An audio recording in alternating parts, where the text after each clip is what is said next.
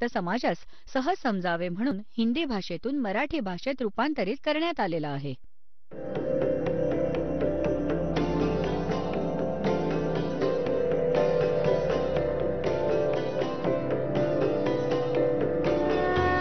और ज्ञान सब ज्ञान डी कबीर ज्ञान सो ज्ञान और जैसे घोड़ा तोब का करता चले मैदान.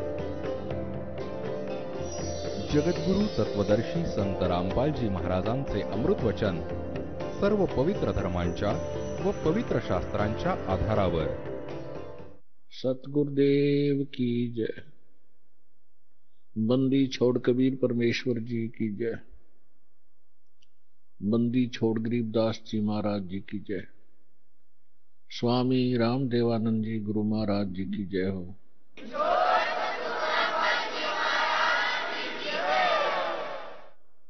गरीब नमो नमो सतपुरुष को नमस्कार गुरु की नहीं. सुर नर मुनि जन साधुआ संतों सर्वस दी नहीं. सतगुरु साहेब संत सब डंडो तुम प्रणाम. आगे पीछे मध हुए तिनको जा कुर्बान. नराकार निर्विषम काल जाल भयभंजनम निर्लेपम निज निर्गुणम अकल अनुवेशुंदनम. सोहम सुरति समाप्तम सकल समाना निर्तल. उज्ज्वल हिरंबर हरदमम बेपरवा अथाह वार पारनी मज्जतम. ग्रीब जो सुमर सिद्ध होई गणनायक गलता ना. करो अनुग्रह सोई पारस पद परवाना. आदि गणेश मनाऊं गणनायक देवन देवा. चरण कमल लो लाऊं आद्यंत करूं सेवा. परम शक्ति संगीतम रिद्धि सिद्धि दाता सोई. अवगत गुण अतीतम सत्य पुरुष निर्मोही. जगदम्बा जगदीशम मंगल रूप मुरारी. तन मन अर्पों शीशम भक्ति मुक्ति भंडारी. सुर नर मुनि जन ध्यावे ब्रह्मा विष्णु महेशा. शेष सहस मुख गावे पूज्य आदि गणेशा. इंद्र कुबेर सरीखा वरुण धर्म राय धावे. समर्थ जीवन जी का मन इच्छा फल पावे. 33 कोटि अधारा ध्यावे सहस 88. उतरे बहुजल पारा कट है यम की फांसी. 33 कोटि अधारा ध्यावे सहस 88. उतरे बहुजल पारा कट है यम की फांसी.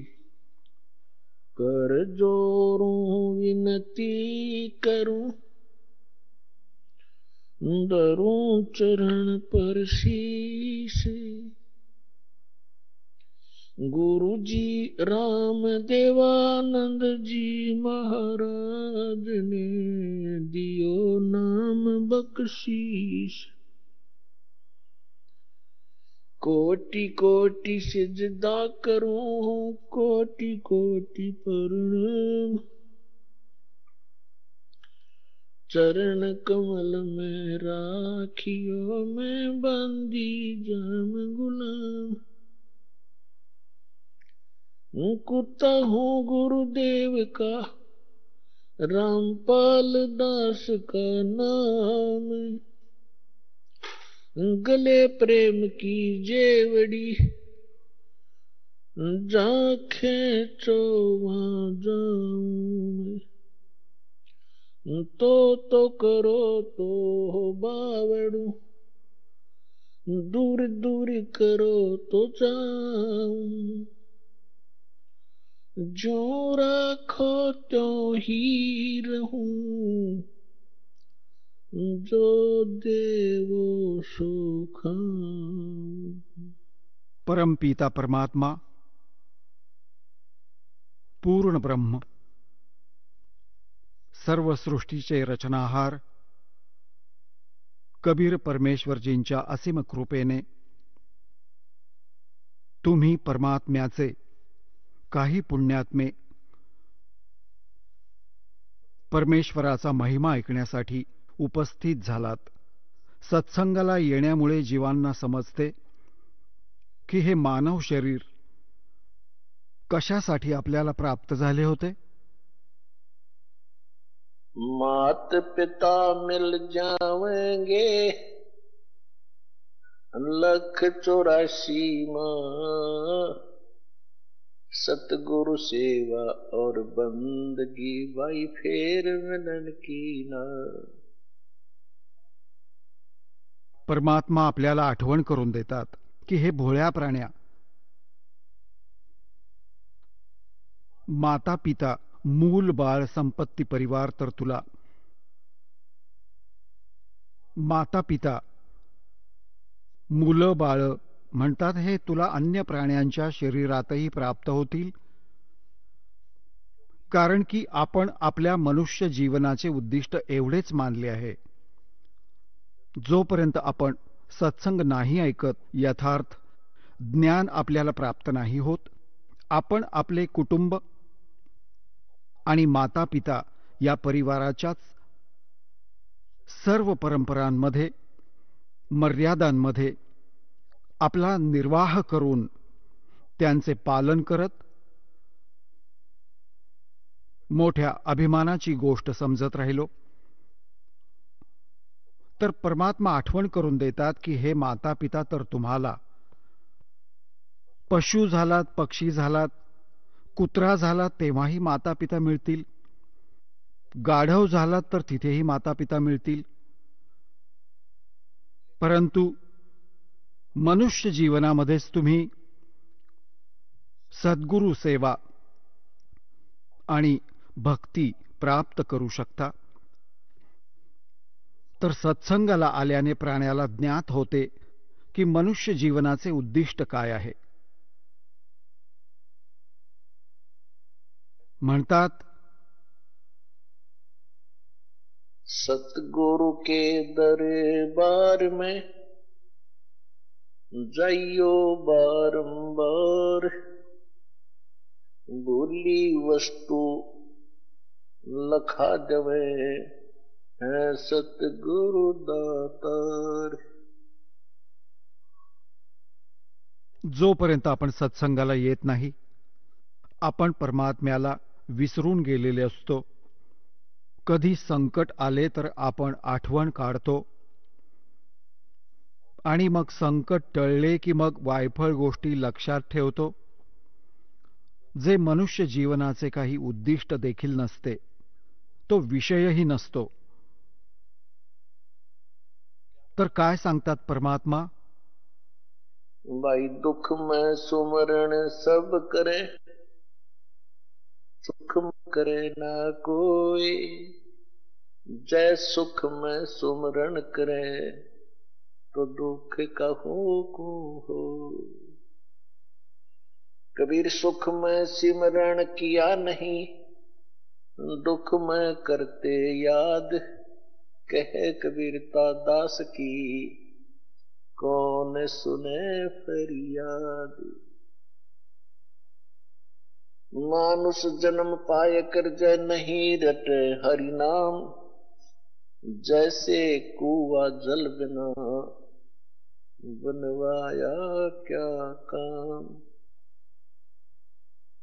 मानुष जन्म दुर्लभ है ये मिले न बारंबार, तरवर से पत्ता टूट गिरे वो बोर न लगता डर. राम रटत निर्धन बलो टूटी घर की छान, वो सुंदर मैल किस काम के जा भक्ति नहीं भगवान. राम रटत कोढ़ी भलो चू चू पड़े जो चाम, वो सुंदर शरीर किस काम का जा मुख नाही नाम. कबीर जिव्या तो वाए भली जो रटे हरि नाम, नहीं तो काट के फेंक दियो ये मुख में बोलो ना चाम. राम रटत कन्या बली और साकट बलो न पूत, जैसे छेरी के गल में गलथना, जिसमें दूध ना मूत. परमात्मा म्हणतात की हे प्राणी संकटाच्या वेळी परमात्म्याची आठवण काढतात. सुख असते तेव्हा भगवानाला विसरून जातात. जर सुखातही तुम्ही भगवानाला लक्षात ठेवलेत तर संकट येणार नाही. मग किती महत्व सांगितले आहे भगवानांच्या भक्तीचे, की मनुष्य जीवन हे वारंवार प्राप्त नाही होणार. एकदा तुमच्या हातातून हे सुटून गेले तर असे समजा की झाडापासून पान गळून खाली पडते, पुनःस्थापित नाही होऊ शकत. मग काय सांगतात की विना भक्तीचे जे प्राणी हे जग सोडून जातात, अंतसमयी त्याला संपूर्ण आयुष्यभर जे साठवले होते, जमवले होते आणि जे कुटुंब तयार केले होते ते खूप आठवते.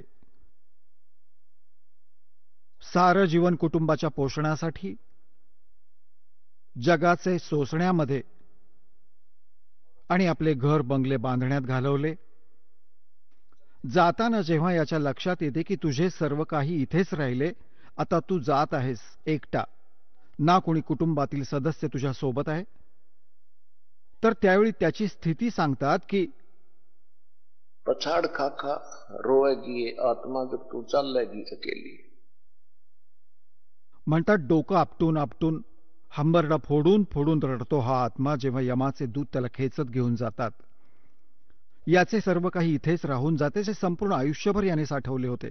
ज्याला हा स्वतःचे मानून बसला तर परमात्मा त्याला आठवण करून देतात की काया तेरी है नहीं, ये माया कहां से हो. और चरण कमल में ध्यान रखो इन दोनों को. जेव्हा तुझे शरीर नाहीये भोळ्या आत्मा, तुझे शरीरच तुझे नाहीये, तर हे घर बंगले कार आणि हा बँक बॅलन्स जमवत बसलायस मूर्खा. हे तुझे कसे होऊ शकते? तुझे काय आहे? तुझी आहे भक्ती, जे सुमरण तू करत आहेस, आणि तुझे आहे जे जगातून तू सोडून दिलेस, दान केलेस. दान देखील म्हणतात सुपात्री करावे. चुकीच्या ठिकाणी केले तर दान देखील व्यर्थ असते. गुरु बिन माला फेरते देते दान, गुरु बिन दोनों निष्फल हैं चाहे पूछो वेद पुराण. परमात्मा म्हणतात चिड़ी चोंच भर ले गई, नदी न घट्यो नीर, दान दिए धन घटे नहीं, नो कह रे साहेब कबीर. देते को हर देत है जहां तहां से आन, अन देवा मांगत फिरो फिर साहेब सुने ना कान. परमात्मा म्हणतात धर्म तो दसके नहीं, ये दसके तीनों लोक, खैरायत में खैर है वही कीजिए आत्म पोख. तर मनुष्य जीवनाचे तुमच्यासोबत मनुष्य जीवनात जे संग्रह कराल, हे धन आहे जे तुमच्या सोबत जाईल. कबीर सब जग निर्धना, धनवंता ना कोई, धनवंता सो जानियो जिस पर राम नाम धन होवे. की सारा संसार निर्धन आहे, ज्याच्याकडे सत्य भक्ती हे रामाच्या नामाचे धन आहे. म्हणजे सत्य मंत्रांची कमाई जी आहे ते राम नामाचे धन असते. तो एक धनवान आहे. बाकी सांसारिक संपत्ती भौतिक, ज्याच्याकडे संपत्ती आहे त्याला अध्यात्म मार्गात धनिक नाही मानले जात. मग काय सांगतात कबीर, राम रटत निर्धन भलो और टूटी घर की छान, वो सुंदर महल किस काम के जा भक्ति नहीं भगवान. पुण्यात्म्यांनो, आज परमात्म्याची लेकरे ज्यांना दीक्षा प्राप्त झालेली आहे त्यांच्या कुटुंबांमध्ये एक मिनी आश्रम तयार झाला. असे स्थान तयार केले जाते जिथे भगवानांचे स्वरूप ठेवले जाते, जिथे परमात्म्याची ज्योती पेटवली जाते. सगळे उठून तिथे प्रणाम करतात.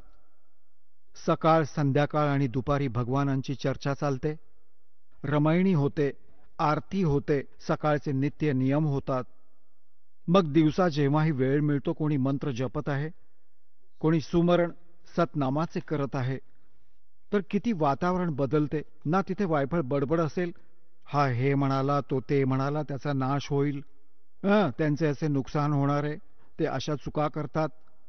तर अशा प्रकारच्या वायफळ गोष्टी करून त्या कुटुंबात, त्या घराच्या आत आपण हे कुविचार सोडून देत होतो. मग ते कुविचार आपल्या डोक्यात घोळत राहायचे, आपल्याला डिस्टर्ब करायचे, शांती मिळू देत नसत. आणि जेव्हा परमात्म्याचा महिमा आणि अमृतवाणी स्टार्ट होते तेव्हा कुविचार वर निघून जातात आणि सुविचार त्या घरात हळूहळू स्थापित व्हायला लागतात. मग घरामध्ये शांती नांदायला लागते. ही पद्धत आहे. आणि कुठेही परमात्म्याची चर्चा नाही. सकाळी उठताच एकतर न्यूजपेपर वाचतील ज्याच्यात धादांत खोट्या वायफळ गोष्टी असतात, वर्तमानपत्र किंवा टीव्ही लावून बातम्या ऐकतात, सारा दिवस निरुपयोगी जातो. किंवा मग फिल्म बघतील. तर जोपर्यंत प्राण्याचे पूर्वजन्मीचे शुभ संस्कार चालतात तोपर्यंत तो काहीही करत राहतो. आणि स्वप्नातही भगवान न आठवता त्याला सर्व सुखे प्राप्त होत राहतात. तर जग हे बघत असते. भक्तही डिस्टर्ब होऊन जातात की आम्ही भक्तीही करत आहोत, आम्हाला संकटांचा तरीही काही ना काही सामना करावा लागतो. आणि दुसरी व्यक्ती सारा दिवस वायफळ गोष्टी करत राहते, दारू पिते, पत्ते खेळते, राजकारणात पडून असते आणि कोणत्याही वाईट कामांची काही गणना नाही त्यांच्या, आणि तरीही ते सुखी आहेत. तर हे बघून विचलित होऊ नका. परमात्म्याने सांगितलेल्या या पॉइंट्सचा, मुद्द्यांचा नीट विचार करा. ते पूर्वजन्मीचे पुण्यकर्मी प्राणी आहेत आणि जोपर्यंत त्यांची पुण्य चालली आहेत त्यांनी कितीही कुकर्मे करू देत, त्यांना कोणतीही हानी नाही होणार. आणि जेव्हा त्यांची पुण्य समाप्त होतील मग पाप कर्मांचा काळ सुरू होईल. मग बघा त्यांच्या घरात काय काय पहाड कोसळतात. आणि तुमच्यावर भक्ती करता करता देखील अडचणी येत आहेत. तर जर भक्ती करत नसतात तर तुमचा तर सर्वनाश होणार होता. विचार करा. जसे तुम्ही थंडीच्या दिवसात चादर घेतली आहे किंवा स्वेटर घालून बसले आहात आणि थंडी तरीही वाजत आहे, तर असा नका विचार करू की तुम्ही त्या स्वेटरने तुमचे संरक्षण नाही केलेले. आता जसे इथे काही भक्त म्हणतात की आम्ही पाठ देखील करून घेतले, संकल्प पण केला, चौथी हजेरीही लावली, अजूनपर्यंत आम्हाला काही विशेष लाभ नाही मिळू शकलेला. हे तर होऊच शकत नाही की जेव्हा तुम्ही एवढे कर्म करत आहात भक्तीचे तर काही लाभ नाही होणार. हे तर तुमचे अजाण विचार आहेत, बालबुद्धी आहे. आता जसे थंडीचे दिवस आहेत, कोणी स्वेटर घातला आणि तरीही त्याला थंडी वाजत असेल तर असा नका विचार करू की स्वेटरने त्याचे काम नाही केले. स्वेटर आपले काम करत आहे, परंतु थंडी जास्त आहे तर त्यासाठी जर्सी एक अजून घाला वरून. आणि त्यानंतरही थंडी वाजत असेल तर चादर ओढून घ्या. म्हणजे असं नाहीये की असं म्हणायचे की मी जर्सीही घातलीये तरी थंडी वाजत आहे हातापायांना. तर हे तर अजाण माणूस म्हणेल ज्याला ही प्रोसेस माहिती नाही, भगवानांच्या मार्गाचे ज्ञान नाही. तर जे तुम्ही पुण्य करत आहात आणि विधिवत करत आहात, पूर्ण म्हणजे संपूर्ण विधी या इथे प्राप्त आहे. गुरुजींच्या व्यतिरिक्त दान करणं व्यर्थ आहे. तुम्हाला सद्गुरू मिळाले, तुम्हाला विधी मिळाला आहे, तुम्हाला पूर्ण परमात्मा मिळाला आहे, पूर्ण परमात्म्याचा मार्ग मिळाला आहे, सद्भक्ती मिळाली आहे, आणि मग तुम्ही साधना योग्य करत आहात. तर असा नका विचार करू की तुम्हाला लाभ नाही होत. तुमच्या पापकर्मांची थंडी खूप आहे आणि हे करता करताही कुठे ना कुठे तुम्हाला थंडी थोडीफार वाजत आहे. जर हे नसते केले तर निमोनिया होऊन मेले असतात असे समजा. तर अशा प्रकारे तुम्ही या भक्तीच्या प्रवासाला डिस्टर्ब नका होऊ देऊ. जो मार्ग सांगितला आहे त्यावर चालत राहा. घरी पोहोचाल, सर्व सुखे असतील, म्हणजे आपल्या सतलोकात जाल आणि इथेही आराम खूप मिळेल. तर अशा प्रकारे जे असं बोलतात ते बालक आहेत. आणि मग हा विचार करतात की आपण भक्तीही करत आहोत, दुसरा काहीही नाही करत, त्याचे काय थाट आहेत.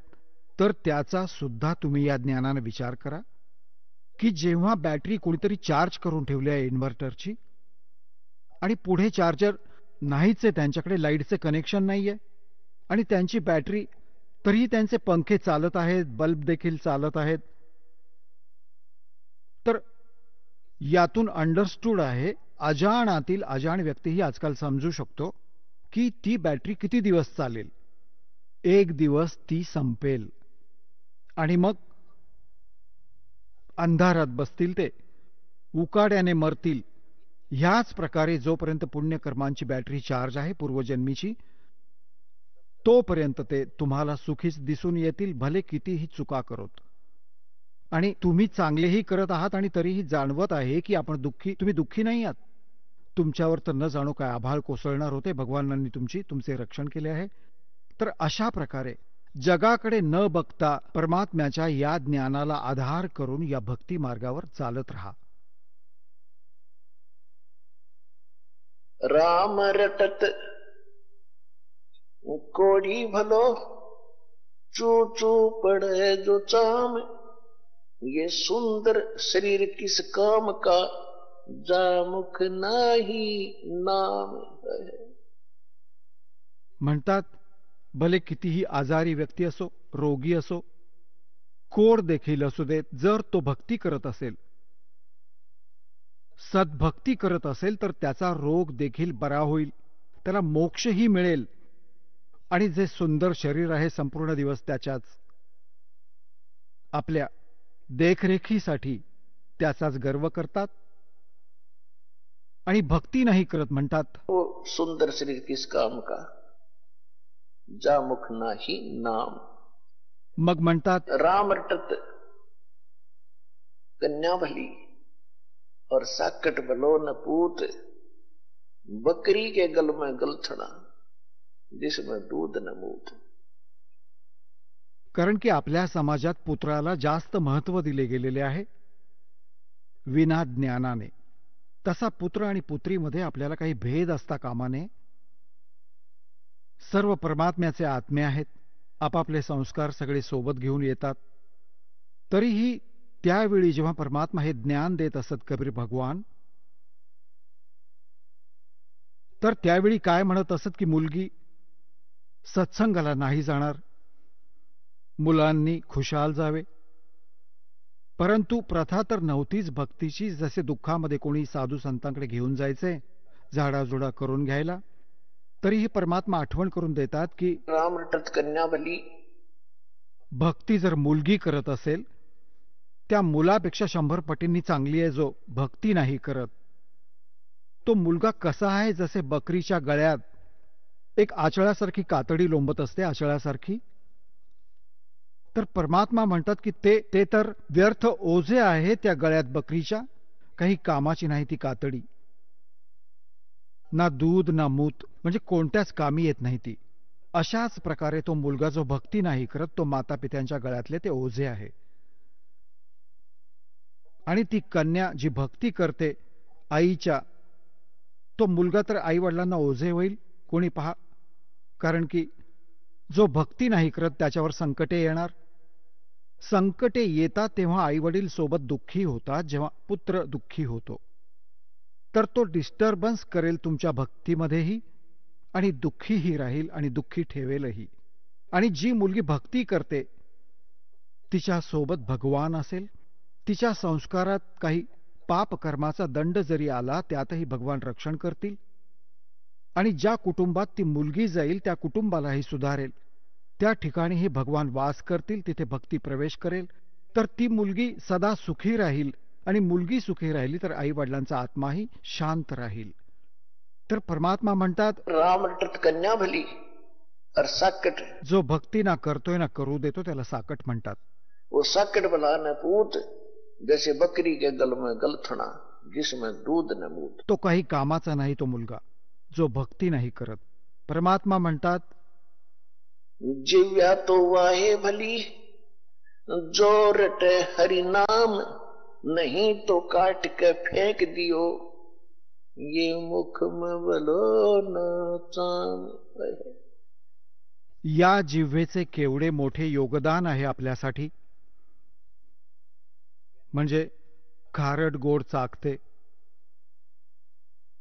अन्न खाण्यात मदत करते.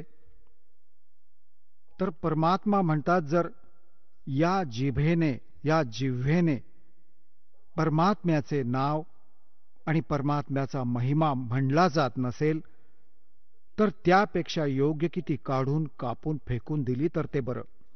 कारण की मुख हे सर्वात पवित्र अंग मानलं जातं, आणि अशा पवित्र अंगामध्ये म्हणतात या चांबड्याची अजिबात गरज नाही, जिभेची. आता पुण्यात्म्यांनो, हा विचार करा, परमात्मा काय संकेत करत आहेत की मनुष्य जीवन किती मौल्यवान आहे आणि यात भगवानाची भक्ती किती आवश्यक आहे. जर भक्ती नसेल करत या जिभेने, कोणी तगडा आहे, ताकदवान आहे, गरीबाला कोणी असे वचन कुवचन बोलले, त्याचा आत्मा रडत राहील, कारण की त्याचा सामना करू शकत नाही. तो ताकदवान आहे, तर त्याचा आत्मा दुखावला, त्या जीभरूपी तलवारीने त्याने अटॅक केला, किंवा कोणाची निंदा करून भांडणे लावून देतो, किंवा कोणाची खोटी साक्ष देऊन पापाचा भागीदार झाला असेल, तर म्हणतात की यापेक्षा चांगले तर भगवान ही जीभ छाटली जावी. जी भक्ती नाही करत, ते निदान पापापासून वाचतील. तर शिष्यांनो, समजा भगवान आपल्याला काय संदेश देऊ इच्छित आहेत. परमेश्वर स्वतः येऊन हे यथार्थ ज्ञान आपल्या प्रिय आत्म्यांना करून देतात. कारण की इथे दोन पॉवर आहेत, दोन शक्ती आहेत. एक तर हा क्षरपुरुष, ज्याला ज्योती स्वरूप निरंजन काळ म्हणतात, ज्याला ब्रह्म देखील म्हणतात. आणि आजपर्यंत या ऋषींना या ब्रह्मचेच ज्ञान आहे, ब्रह्मच्या वर यांना काहीही माहिती नव्हते. आणि हा ब्रह्म कोण आहे? हा काळ आहे, 21 ब्रह्मांडांचा स्वामी आहे. याला शाप मिळाला आहे 1,00,000 मानव शरीरधारी प्राण्यांचा नित्य आहार करण्याचा. ज्या कारणाने याने इथे सर्वांना मिसगाईड करून थांबवलेले आहे, मूर्ख बनवून ठेवले आहे, सगळ्यांपासून अपरिचित करून ठेवले आहे, भगवानांचे नामोनिशाण पुसून ठेवले आहे, आणि सगळ्यांना भगवान बनवून ठेवले. कुठे 2 विटा रचून कोणी केलेले असेल स्थान, ते देखील भगवान डोके टेकवा. कुठे मूर्ती करून ठेवली आहे, ती देखील भगवान. आणि हे देवता ही भगवान, हा स्वतः देखील भगवान. यातील कोणी सुद्धा परमात्मा नाहीये. या 21 ब्रह्मांडांमध्ये जेवढे देव आहेत ते परमात्मा नाहीत. पुण्यात्म्यांनो, हेच तर काम बिघडलेले होते की आपल्याला भक्ती मार्गातील क ख देखील माहिती नाही. क ख इन्क्लुडिंग ब्रह्मा विष्णू महेश, ब्रह्मा विष्णू महेश देखील, आणि ऋषी महर्षी जे सत्ययुगापासून आजपर्यंत जेवढे ऋषी झालेले आहेत, ज्यांना आपण खूप पोहोचलेले मानतो, त्यांना भक्ती मार्गातील क ख ही ठाऊक नाही. आणि ज्याच कारणामुळे आज आपण एवढ्या अंधारात पडलो आहोत की सत्य ज्ञान ऐकण्या एवढी आपल्याकडे ती हिम्मत नाही की आपण सत्य ऐकू शकू. ज्यामुळे विरोध होतो, आपण नाही ऐकत, खोटे बोलतो, आणि खोट्याला खरे मानले. एक म्हण आहे की एका खोट्याला 100 वेळा सांगितले की ते सत्य होते, खरे वाटायला लागते, आणि जेव्हा सत्य समोर येते तेव्हा ते खोटे सत्य म्हणून आपल्या मनात ठसते. तर या काळाने असा जुलूम केला आहे की भक्ती मार्गाचे नामोनिशाण पुसून टाकले. आता भक्ती कोणत्या भगवानाची करायची? हा परमात्मा नाही, सांगा. आणि आपण यांना सुप्रीम पॉवर मानून बसलो होतो. ब्रह्माजी, विष्णूजी, शिवजी, ब्रह्माजींची तर पूजा करत नव्हतो, पण आदराच्या भावनेने यांना समांतर बघत होतो. कोणाच्या? विष्णू आणि शंकरजींच्या. यांच्यावर काही माहिती नव्हतं. यांच्यावर ऋषी, एखादा कोणी ऋषी म्हणत असायचा ब्रह्मशक्ती आहे. तो कसा आहे? तो निराकार आहे, त्याचे ओम नाम आहे. इथपर्यंत बुद्धी पोहोचली होती आजपर्यंत सगळ्यांची. भले पवित्र हिंदू धर्मातील लोक असतील, भले पवित्र मुसलमान धर्माचे लोक असतील, ते देखील या काळ निराकारावर अडून राहिलेले होते. भले पवित्र या ईसाई धर्माचे लोक असो, हे देखील निराकार. या परमात्मा काळाच्या वर बुद्धी कुणाचीही नव्हती. ते तर परमात्मा स्वतः आले. जे प्रत्येक युगात येतात. सतगुरु आए दया करी ऐसे दीन दयाल, और बंदी छोड़कर दास का जठ रखनी प्रतिपाल. परमात्मा स्वतः आले 600 वर्षांपूर्वी. त्यांनी येताच हे ज्ञात करून दिले.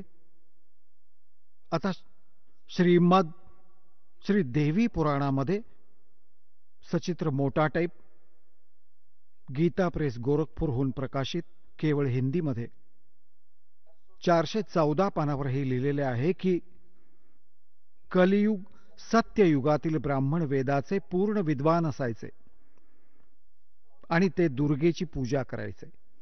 काय डोंबल विद्वान होते? वेदात कुठे दुर्गेच्या पूजेचे नामोनिशाणे?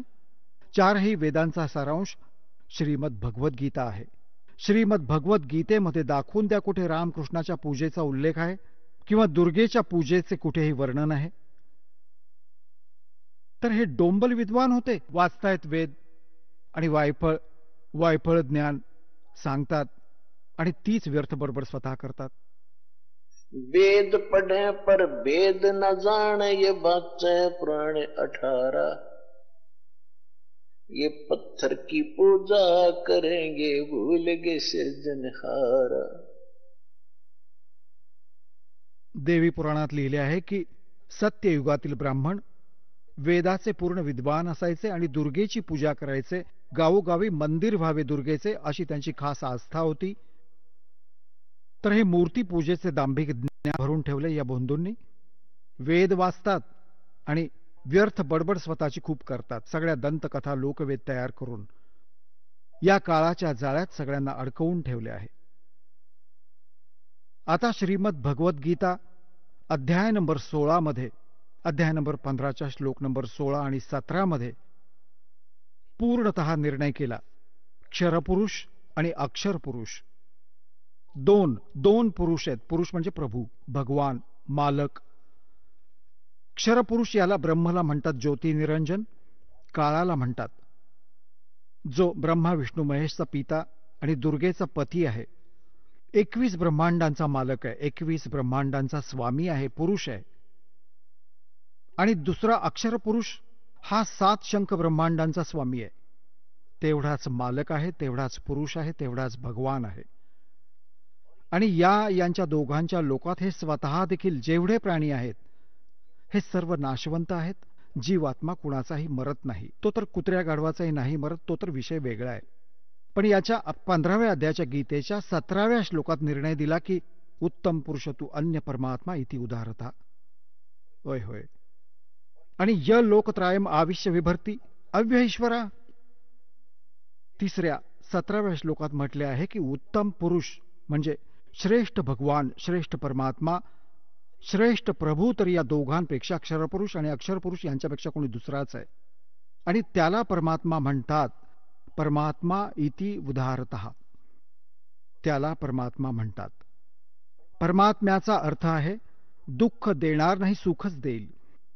तर सतलोकामध्ये जिथून आपण आलो होतो आणि जिकडे आपण आता प्रयत्न करत आहोत जाण्यासाठी, जिथे आपल्याला जाण्याची प्रेरणा करत आहेत, तिथे दुःख नाहीये, तिथे मृत्यू नाहीये, तिथे वृद्धावस्था नाहीये, कोणत्याही प्रकारचा कोणत्याही वस्तूचा अभाव नाहीये. तर सांगण्याचा भाव हा आहे की त्यावर लिहिले आहे की उत्तम पुरुष म्हणजे पुरुषोत्तम. पुरुषोत्तम तर कोणी वेगळा आहे? सर्वश्रेष्ठ भगवानाला पुरुषोत्तम म्हटले आहे आणि यालाच परमात्मा म्हटले जाते. अजून तर परमात्मा कोणी नाही. परमात्म्याचा अर्थ आहे श्रेष्ठ आत्मा, जो केवळ सुख देईल, दुःख देणार नाही कोणाला. मग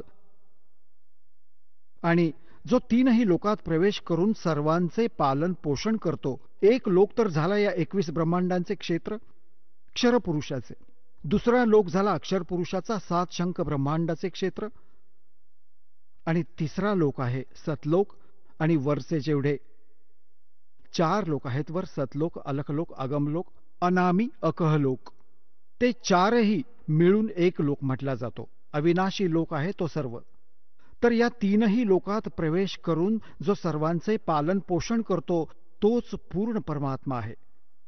आणि आपण जेव्हा एका ब्रह्मांडाबद्दल बोलतो तर 3 लोक हे वेगळे होतात. पृथ्वीलोक, पाताळलोक आणि स्वर्गलोक. हे लोक तर एक लोक म्हणजे एक म्हणजे ब्रह्मांडामध्ये, यांनाही लोक म्हटले जाते. तर जो प्रसंग चालू आहे त्याकडे येऊया. तर यात 15व्या अध्यायाच्या 17व्या श्लोकात म्हटले आहे की तो वास्तविक अविनाशी परमात्मा आहे, आणि जो भगवान आहे त्यालाच परमात्मा म्हणतात. अजून कोणी परमात्मा नाहीये. श्री शिवपुराणात रुद्र संहितेमध्ये हा काळ जो आहे, ब्रह्मा विष्णू महेशाचे एकमेकात भांडण झाले, या गोष्टीवरून भ्रमित होऊन ब्रह्माजी म्हणतात की मी सर्वांचा रचनाकार आहे, मी सर्वांचा उत्पत्ती करता आहे. आणि भ्रमित होऊन विष्णूजींना हा भ्रम आहे की माझ्या नाभी कमलातून विष्णू या ब्रह्माजींची उत्पत्ती झाली. आणि काही ऋषी जे साधना करत असत, समाधी दशेमध्ये हा काळ काय कपट करतो की आपल्या वास्तविक रूपात याला नाही दिसायचं कोणाला, याने प्रतिज्ञा केली आहे. त्यामुळे हा आपल्या पुत्रांच्या रूपात, कोणाला ब्रह्माजींच्या रूपात, कोणाला विष्णूजींच्या रूपात, कोणाला शिवजींच्या रूपात साधना काळात दर्शन देतो.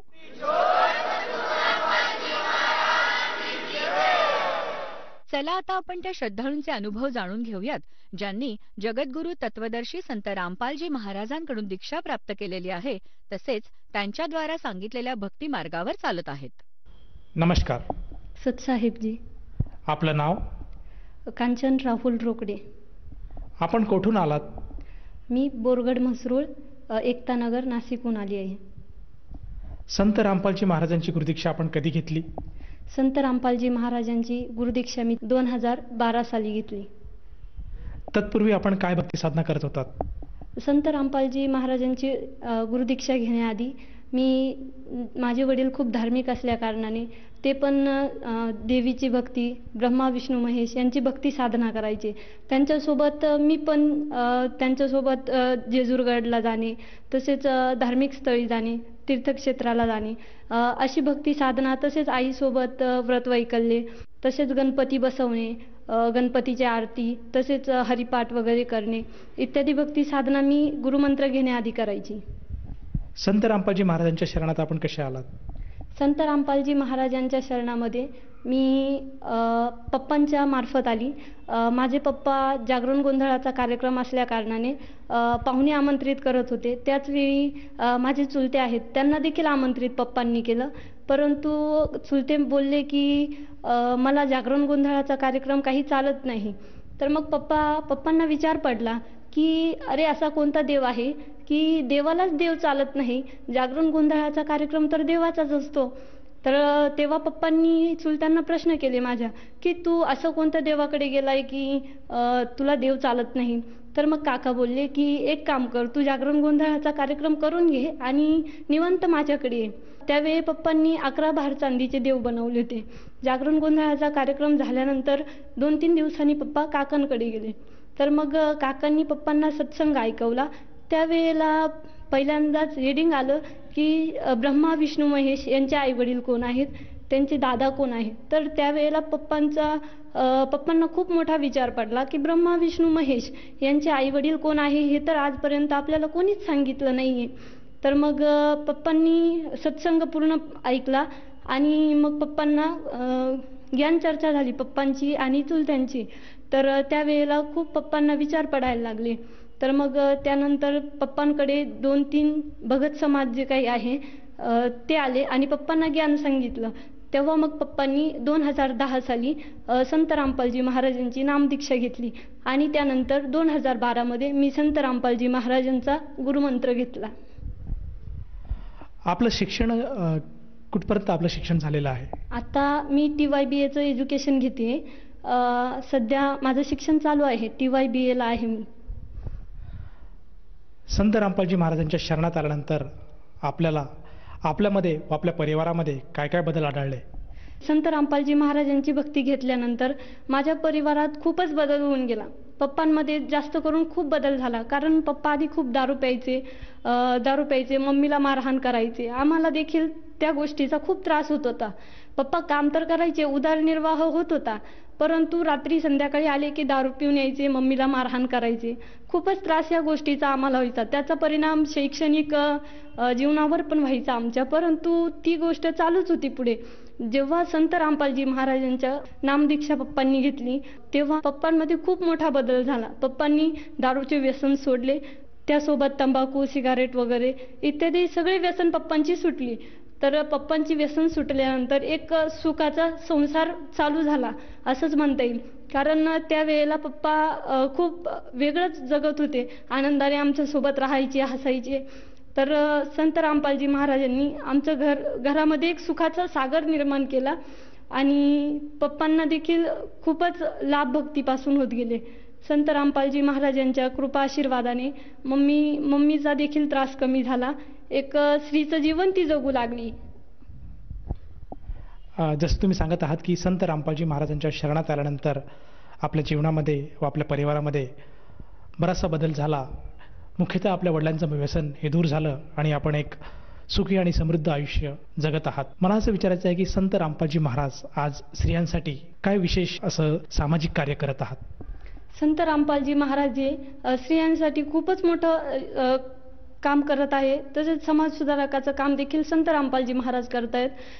आजकाल एक समाजात एक कुरीती निर्माण झाली आहे की मुलगी ही ओझं समजली जाते, परंतु संत रामपालजी महाराजांच्या कृपा आशीर्वादाने माझा जो काही विवाह झाला आहे त्या विवाहाला संत रामपालजी महाराज फक्त 17 मिनिटांमध्ये पार पाडतात. त्याला रमैनी असे संबोधले जाते. रमैनीमध्ये कोणत्याही प्रकारचा बेंडबाजा, कोणत्याही प्रकारचे कर्मकांड, ब्राह्मण बोलावणे, डीजे लावणे, तसेच हुंडा घेणे, हुंडा देणे. आज बघा समाजामध्ये एक अशी रीत झाली आहे की मुलगी झाली की बापाला टेन्शन येतं की मी या मुलीचं लग्न कसं करणार, किती मला हुंडा द्यावा लागेल. परंतु संत रामपालजी महाराजांचा भक्तीचा नियम हा आहे की मुलगी आणि मुलगा हे समान आहेत आणि कुठल्याही प्रकारची देवाणघेवाण ही करू नये. संत रामपालजी महाराजांनी एक असा संदेश दिला आहे की मुलगी ही ओझं नसून ती एक मुलासमानच मानली पाहिजे. अशा प्रकारे संत रामपालजी महाराजांच्या कृपा आशीर्वादाने माझा रमैनी विवाह संपन्न झाला. तर त्यावेळी मी किंवा माझ्या वडिलांनी आमचे जे भगत जे आहेत त्यांना 1 रुपया देखील दिला नाही. तसेच आमच्या ज्या काही वहिनी आहे तसेच वहिनी आणि भावाचा विवाह देखील रमैनी सोहळा यातच पार पडला. वहिनींच्या घरून देखील आम्ही 1 रुपया घेतला नाही. तसेच मी देखील माझ्या सासरकडच्यांना 1 रुपया देखील दिला नाही. तर हुंड्याची जी प्रथा आहे ती संत रामपालजी महाराजांनी बंद केली आहे. आज समाजामध्ये एक मुलीचं लग्न म्हटलं की बापाला हुंड्यासाठी कुणाकडून तरी कर्ज काढावे लागते, तसेच व्याजाने पैसे काढणे, इतर बऱ्याचशा भानगडी असतात. परंतु संत रामपालजी महाराजांचे शिष्य हुंडा देत देखील नाही आणि घेत देखील नाही. कित्येक आज आपण वर्तमानपत्रात देखील वाचतो की हुंडा दिला, त्या व्याजाच्या पैशांमुळे बापाने आत्महत्या केली. तर हा प्रकार आज संत रामपालजी महाराजांच्या कृपा आशीर्वादाने खूप प्रमाणावर कमी झाला आहे. जसं तुम्ही सांगत आहात की संत रामपालजी महाराजांच्या केवळ रमैनी या कार्यक्रमाच्या माध्यमातून आपण विवाह संपन्न केलेला आहेत. परंतु आज महाराष्ट्रामध्ये विवाह म्हटला की मुलाकडच्या लोकांना बऱ्याच प्रमाणात भेटवस्तू देत असतात. जसं काही फ्रीज आहे, TV आहे, कपाट आहे, भांडे आहे. तर ह्या सर्व गोष्टी तरी आपल्या वडिलांनी आपल्या पतिदेवांना दिलेच असाल? नाही, हे तर लांबच आहे. परंतु मी ज्या कपड्यावर, ज्या वस्त्रांवर संत रामपालजी महाराजांच्या रमैनी सोहळ्यामध्ये बसली होती, फक्त त्याच कपड्यांवर मी आमचे भगतजी जे काही आहे त्यांच्याकडे गेली. तसेच त्याचप्रमाणे आमच्या ज्या काही वहिनी आहेत त्यांच्याकडून देखील 1 रुपयाचं कन्यादान वगैरे आम्ही घेतलं नाही. नाही फ्रीज घेतलं, नाही कपाट घेतलं, कोणत्याही वस्तू आम्ही संत रामपालजी महाराजांच्या रमैनी विवाह जो काही सोहळा होतो त्यामध्ये घेतला नाही. जसं आपण सांगत आहात की आपला विवाह हा रमैनी सोहळ्यातून झालेला आहे, तर या रमैनीला आज किती वर्ष झालेले आहेत? आज परमपिता परमेश्वरांच्या दयेने आज माझ्या रमैनीला 1.5 वर्ष पूर्ण झालेली आहेत. तर या 1.5 वर्षाच्या कालावधीमध्ये आपल्याकडे किंवा आपल्या वडिलांकडे आपल्या सासरच्या मंडळींनी कुठल्या प्रकारची डिमांड केली का? म्हणजे काही पैशांची मागणी केली का किंवा कुठल्या वस्तूची मागणी केली का? संत रामपालजी महाराजांच्या कृपा आशीर्वादाने आजपर्यंत माझे सासू सासरे तसेच भगतजी यांनी कोणत्याही गोष्टीची डिमांड माझ्या वडिलांकडे केली नाही. तसेच मला देखील या गोष्टीचा त्रास झाला नाही की तू तुझ्या वडिलांकडून इतके पैसे आण, तितके पैसे आण, ही गोष्ट मागव, ही वस्तू मागव, कधीही मला त्यांनी त्रास दिला नाही. तसेच इतर मी समाजाचं सांगू इच्छिते की इतर मुलींना जे काही सासरकडची लोक असतात ते खूप त्रास देतात की तू एक काम कर, तू तुझ्या वडिलांकडे जा, तुझ्या वडिलांकडे जाऊन तू ही गोष्ट मागव किंवा कार मागव, गाडी मागव, अशा गोष्टींचा खूप त्रास देतात. तर संत रामपालजी महाराजांच्या दयेने मला हा कोणताही त्रास आज झालेला नाही. जसं तुम्ही सांगत आहात की संत रामपालजी महाराजांच्या दयेने आज आपला रमैनी सोहळा पार झाला आणि त्यामध्ये कुठल्याही प्रकारचा खर्च झाला नाही. हा एक मोठा समाजकार्याचा कार्यक्रम आज संत रामपालजी महाराज आणि त्यांचे अनुयायी आज करत आहेत. तर मला असं विचारायचं आहे, हा एक मोठा लाभ तर आपल्याला झालेलाच आहे, तर त्या व्यतिरिक्त आपल्याला संत रामपालजी महाराजांच्या शरणात आल्यानंतर आणखीन काय अनुभवायला मिळालेत का? संत रामपालजी महाराजांचा गुरुमंत्र घेतल्यानंतर प्रथमतः मला मोठा लाभ म्हणजे मोक्षाचा मार्ग तसेच शास्त्र अनुकूल साधना मिळाली आणि संत रामपालजी महाराजांच्या नामदीक्षा घेतल्यानंतर मला शारीरिक, आर्थिक तसेच शैक्षणिक लाभ देखील मिळाले आहेत. त्यापैकी मी एक आर्थिक लाभ सांगेल. पप्पांची परिस्थिती आधी खूप खराब होती, परंतु परिस्थिती खराब, दारूत पैसे जाणे वगैरे इत्यादी भरपूर प्रकारचे पप्पांचे वायफळ खर्च जो आपण काही म्हणतो तो पप्पांचा खूप व्हायचा. तर मग संत रामपालजी महाराजांचा गुरुमंत्र घेतल्यानंतर पप्पा सुरळीत जीवन जगू लागले. त्यानंतर जो काही पप्पा दारूत पैसे खर्च करायचे त्याचा पप्पा आम्हाला खाऊ आणणे वगैरे इत्यादी भरपूर प्रकारचा आमचे लाड पुरवू लागले. तसेच संत रामपालजी महाराजांची नामदीक्षा घेतल्यानंतर परिस्थिती ही खूप सुधारली. पप्पांकडे आता स्वतःची बाईक आहे, तसेच 4 व्हीलर देखील पप्पांकडे आहे आणि आर्थिक जीवन हे चांगलं सुरळीत चालू आहे. पहिल्यापेक्षा तर खूपच फरक आहे. तर संत रामपालजी महाराजांच्या दयेने मला खूप असे लाभ मिळाले. रमैनीचा लाभ जो काही आहे, जो एकही पैसा न घेता रमैनी माझी पार पडली, ते पप्पांचं एक ओझंच कमी झालं. आणि रमैनीच्या आधी माझा भाऊ दूध सप्लायरचं काम करायचा, दुधाची पिकअप चालवायचा. तर एक वेळा संत रामपालजी महाराजांची जी काही आरती असते ती आरती चालू होती. संत रामपालजी महाराजांची आरती चालू असल्या कारणाने भावाला जीवनदान मिळाले असे की भाऊ सुरतला जात असताना भाऊ जायचा शॉर्टकटने जायचा. तर संत रामपालजी महाराजांची आरती चालू होती. लास्ट जे काही कडवं आहे स्वामी रामदेवानंदजींचं ते कडवं चालू होतं. भाऊ शॉर्टकटने जात असल्या कारणाने समोरून एक गाडी आली, तिचा खूपच प्रकाश काचेवर पडला आणि तो माझ्या भावाला सहनच झाला नाही, बघवलाच नाही. तर भाऊची गाडी एका झाडाला ठोकल्यानंतर ती गाडी डबल टिबल पलटी झाली, 2-3 वेळा पलटी झाली. तर पलटी झाल्यामुळे भावाला तर काही लागलं नाही, परंतु ती संत रामपालजी महाराज यांचीच दया. कारण त्यावेळेला गाडीचा मागचा जो काही भाग असतो तो पूर्णपणे खराब होऊन गेला होता, पूर्ण खराब झाला होता. पण भाऊला एक खरोच देखील आली नव्हती.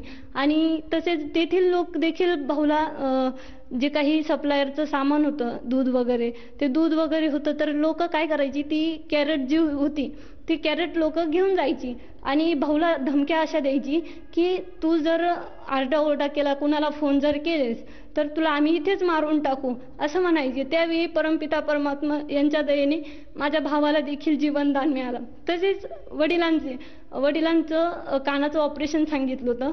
संत रामपालजी महाराजांना प्रार्थना मी केली की गुरुजी असं सांगितलंय. संत रामपालजी महाराजांना प्रार्थना केल्यानंतर पप्पांचा जो काही कानाचा ऑपरेशन सांगितलं होतं, तर संत रामपालजी महाराजांकडून असं उत्तर आलं की ऑपरेशन करू नका, फक्त भक्ती करा आणि नियमात राहून भक्ती करा, सगळं काही ठीक होईल, कबीर परमेश्वर दया करतील. तर त्यावेळेला पप्पांचा कान काहीच त्रास, म्हणजे त्याच वेळी त्रास बंद झाला. अजूनपर्यंत तर पप्पांना काहीच त्रास झाला नाही आणि होणार देखील नाही, हा माझा विश्वास आहे. तसेच पप्पांचा दुसरा असा अनुभव की संत रामपालजी महाराजांचा गुरुमंत्र घेतल्यानंतर पप्पांची जी काही लाळ ग्रंथी असते, लाळ ग्रंथीतून लाळ येते आणि तेथे जे काही खराब घटक लाळेतले असतात ते साचून पप्पांच्या लाळ ग्रंथीमध्ये एक खडा निर्माण झाला होता. तर जसं आपण बोराची बी बघतो तशी ती बोराची बी सारखं निर्माण झालं होतं तिथे. तर त्याचं देखील पप्पांना ऑपरेशन सांगितलं होते. त्याची देखील मी संत रामपालजी महाराजांकडे प्रार्थना लावली आणि त्याच वेळेला आम्ही असं सांगितलं होतं की आम्ही ऑपरेशन करण्याची आमची इतकी परिस्थिती नाही. तर संत रामपालजी महाराजांनी सांगितलं काहीही गरज ऑपरेशन करण्याची नाहीये. तर त्यावेळेला पप्पांना एक कॅप्सूल दिली होती आणि पप्पांनी ती खाल्ली आणि नंतर खाल्ल्यानंतर फक्त असे इथे टच करत होते, दाबत होते. तर अक्षरशः पप्पांच्या तोंडामधून इतकी मोठी बी एकदम चिंगारी उडाल्यासारखी बाहेर आली.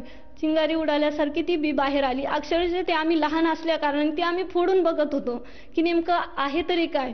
तर अक्षरशः ती बी फुटत देखील नव्हती. म्हणजे पप्पांना त्या बीचा खूपच मध्ये त्रास होत होता हे त्यांनाच माहिती. परंतु खूप म्हणजे पप्पांना त्या वेळेला देखील ऑपरेशन मधून टाळलं परमेश्वरांनी. तर संत रामपालजी महाराजांच्या कृपा आशीर्वादाने हे लाभ मिळाले. तसेच रमैनी विवाहानंतरचे मी काही लाभ सांगू इच्छिते. संत रामपालजी महाराजांच्या दयेने मला लग्नानंतर 2 महिन्यांनी प्रेग्नेन्सी राहिली.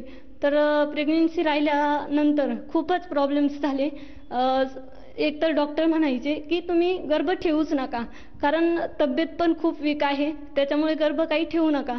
परंतु आम्ही त्यांना सविस्तर सांगितलं की संत रामपालजी महाराज हे भ्रूण हत्या मान्य करत नाही, तर आम्ही हे काही करू शकत नाही.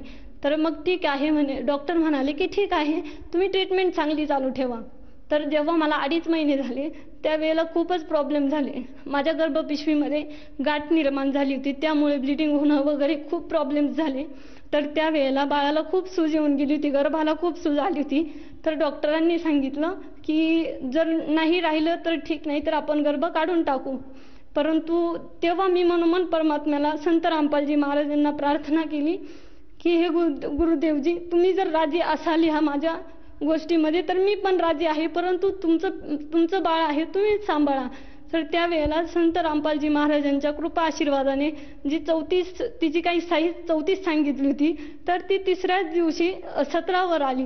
आणि जे काही 5व्या महिन्याचं ॲन्युमली स्कॅन जे असतं ते करताच ती गाठ डिरेक्टली गायब दाखवली. म्हणजे संत रामपालजी महाराजांनी माझ्या बाळाला जे काही जीवनदान दिलं. त्यानंतर खूप डाऊन सिंड्रोमचा प्रॉब्लेम दाखवला होता बाळाचा. 5 महिन्याचा गर्भ झाल्यानंतर डॉक्टर म्हणायचे की तुम्ही हे बाळ ठेवूच नका, कारण यामध्ये डाऊन सिंड्रोम म्हणजेच मतिमंदत्वाचा प्रॉब्लेम आहे, तर तुम्ही हे काढून टाका. परंतु संत रामपालजी महाराजांच्या नियमात ते काही बसत नसल्यामुळे आम्ही ते काही केलं नाही. तर संत रामपालजी महाराजांच्या कृपा आशीर्वादाने ट्रिपल मार्करची जी काही टेस्ट असते ती ट्रिपल मार्करची टेस्ट केल्यानंतर त्यामध्ये जे बाळाचं काही मतिमंदत्वाचा जो काही प्रॉब्लेम होता तो निगेटिव्ह दाखवला. म्हणजे ही परमात्म्याने दया एक माझ्यावर केली. तसेच जो काही मला HbSAg म्हणजे रक्तातील कावीळ हा प्रकार माझ्या रिपोर्ट्समध्ये दाखवला होता. तर रिपोर्ट्समध्ये दाखवल्यामुळे तो सगळे घाबरून गेले की रक्तातील कावीळ आहे, मग काय होणार, बाळाला पण रक्तातली कावीळची लागण होणार. परंतु संत रामपालजी महाराजांच्या कृपा आशीर्वादाने ती जी काही HbSAg जी काही पॉझिटिव्ह होती माझी, तर डॉक्टरांनी आम्हाला खूप घाबरवून दिलं की झेडकिट वगैरे वापरून हिची डिलिव्हरी करायला लागणार आणि त्याशिवाय 1.5 ते 2 लाखाचा खर्च येणार. परंतु खर्चाचं तर काही टेन्शन नव्हतं, परंतु तरी एक भीती वाटायची की कारण डॉक्टर खूप घाबरवायचे की झटके येतात, असं होतं तसं होतं. परंतु संत रामपालजी महाराजांच्या दयेने मी फक्त 1.5 तासात डिलिव्हरी झाली. त्याशिवाय मला कोणताही त्रास झाला नाही. फक्त परमेश्वराच्या कृपा आशीर्वादानेच हे साध्य झालं. आणि जे बाळ माझं काही आहे ते आता एकदम सुरक्षित आहे. परमेश्वराच्या कृपा आशीर्वादाने परमेश्वर दया कायमच बनवत राहतात. जसं आपण सांगत आहात की लग्नानंतर जेव्हा आपल्याला दिवस राहिलेत तेव्हा डॉक्टरांनी आपल्याला सजेस्ट केलं की आपण हा गर्भ ठेवायला नको, परंतु संत रामपालजी महाराजांवर आपण विश्वास ठेवला आणि तो आपण गर्भ ठेवला. या परिस्थितीमध्ये ह्या 9 महिन्यामध्ये आपल्याला भरपूर त्रास झाला. डॉक्टरांनी वारंवार सांगितलं की आपण हा गर्भ ठेवायलाच नको, परंतु आपला संत रामपालजी महाराजांवर दृढ विश्वास होता आणि त्यातून आपल्याला पुत्ररत्न प्राप्त झाला. तर मला असं विचारायचं आहे की आजच्या घडीला आपण त्या मुलाला बघायला आणलं आहे का? हो, नक्कीच. संत रामपालजी महाराज यांच्या दयेने जो काही मला पुत्र प्राप्त झाला आहे तो मी माझ्यासोबत आणलेला आहे, तो मी तुम्हाला नक्कीच दाखवू इच्छिते. संत रामपालजी महाराजांच्या दयेने हा मला मुलगा झालेला आहे. त्याचं नाव अनुराग रोकडे आहे आणि तो आत्ता 8.5 महिन्याचा पूर्ण झाला आहे. खरंच एक मोठी गोष्ट आज इथं बघायला मिळत आहे दर्शकांना की संत रामपालजी महाराजांच्या शरणात आल्यानंतर आज आपल्या स्वतःचा आणि आपल्या भावाचा विवाह सोहळा अतिशय साध्या पद्धतीने झाला. त्याच्यामध्ये कुठल्याही प्रकारचं अवडंबर नव्हतं. अतिशय साध्या आणि सादगीमध्ये आपला विवाह सोहळा झाला. केवळ 17 मिनिटांमध्ये. त्यामध्ये कुठल्याही प्रकारचं देवाणघेवाण आपण केली नाही. हा एक मोठा लाभ आणि मोठं एक समाजकार्याचं कार्यक्रम आज संत रामपालजी महाराज करत आहेत. त्याचप्रमाणे आता जे आपण सांगितलं की आपल्याला गर्भधारणा झाली होती, तेव्हा डॉक्टरांनी वारंवार सांगितलं की आपण हा गर्भ ठेवू नये, परंतु केवळ आपली श्रद्धा संत रामपालजी महाराजांवर होती आणि त्यांच्या सद्भक्तीमुळे आज आपल्याला हा मोठा चमत्कार बघायला मिळत आहेत. तर या चमत्कारामधून आपण आपल्यासारख्या अन्य भाविकांना आणि जो श्रद्धाळू वर्ग आज टीव्हीच्या माध्यमातून आपल्याला बघत आहेत यांना आपण काय संदेश द्याल? मी तर संदेश काही देऊ शकत नाही, परंतु एक मेसेज मी देऊ शकते. संत रामपालजी महाराज हे ज्या काही समाजातील कुरीती आहेत त्या नष्ट करण्याचा प्रयत्न करत आहे. जसे काही हुंडा घेणे, दारू पिणे वगैरे. संत रामपालजी महाराजांचे नियमच असे आहेत की दारू प्यायची नाही, मटण मांस खायचा नाही. तसेच संत रामपालजी महाराज एक अशी शिकवण देतात की मुलगी ही मुलासमानच माना. आणि जो काही हुंडा वगैरे घेतोय आपण तर तो देखील चुकीचा आहे. तर तो कशा प्रकारे चुकीचा आहे? जे काही रमणीय विवाह संपन्न झालेले आहेत तर 1 रुपया देखील दिला नाही. तसेच जो काही आहे भक्त समाज, त्यांना मी इतकंच सांगू इच्छिते की संत रामपालजी महाराज हे एक उत्कृष्ट समाज निर्मिती करत आहेत. तर संत रामपालजी महाराजांचा प्रसिद्ध टीव्ही चॅनलांवर सत्संग येतोय. तसेच संत रामपालजी महाराजांच्या विविध प्रकारच्या वेबसाईट्स चालू आहेत. जसे काही www.jagadgururampalji.org या वेबसाईटवर जाऊन तुम्ही विजिट करा. तसेच संत रामपालजी महाराजांचे जगण्याचा मार्ग, हिंदीतून जीने की राह नावाचे जे काही सद्ग्रंथ आहेत ते तुम्ही मागवू शकता. आणि संत रामपालजी महाराजांची गुरुदीक्षा घ्या, जेणेकरून संत रामपालजी महाराज जे काही समाज सुधाराचे काम करत आहे त्याच्यात तुमचे योगदान देखील लागेल.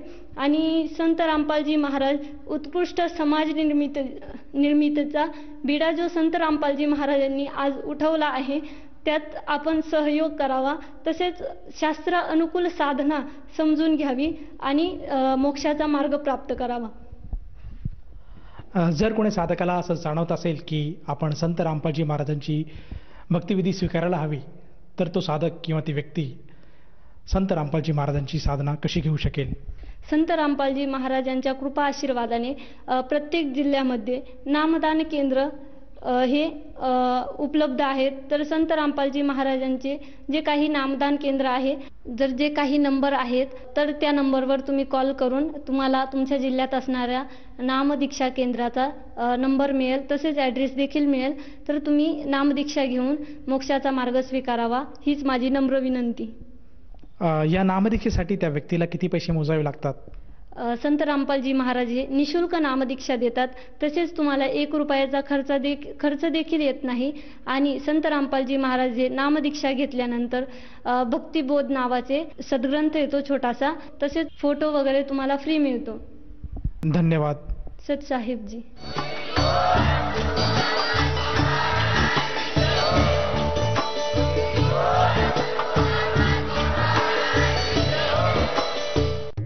आपण ऐकत होता जगद्गुरु तत्वदर्शी संत रामपालजी महाराजांचे मंगल प्रवचन.